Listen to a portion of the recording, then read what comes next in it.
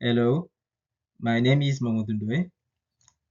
Today I would like to present to you our work, RiboInfo, a database of experimentally assessed riboswitches. Our work contains the exploration of experimental information on riboswitches. So this is the creation of database, gathering data on experimentally studied riboswitches. Riboswitches are gene regulators consisting of two parts: an aptamer part for binding metabolite called ligand, and an expression platform part for gene expression. And nowadays, we have about 10,000 annotated riboswitches. And despite this number, there are only a few hundred among this annotation which have been the subject of experimental study. And in consequence, the information that we have actually on riboswitches remain poor, and also is sometimes subject to additional reflection concerning the real function of some riboswitches. Due to this fact, it may be possible that many annotations may not have the expected function. And so, in order to answer this hypothesis, a necessary first step is to establish an exhaustive list of all the experimental information that we have on the riboswitch for now. And this in order to constitute a database grouping all of this information. And now, from the creation of information to the creation of the database, we have two big steps.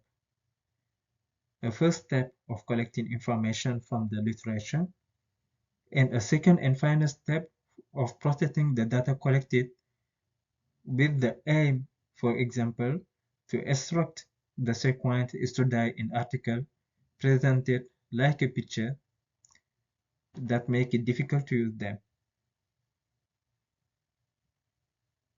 RiboInfo actually bring currently information on 175 riboswitch sequence, and this number includes 71 wild-type sequence and 104 sequence of designed mutant. And all of this information actually represent 48 riboswitch sequences studied from 44 articles. And after, in the database, the information collected was sorted into 6 interconnected tables. Regarding the advantage of the database design currently, RiboInfo has a large amount of information on the aptamer part of several riboswitches. And also, this database contains several sequence information from designed mutants. RiboInfo constitutes actually the most extensive organized collection of riboswitches data.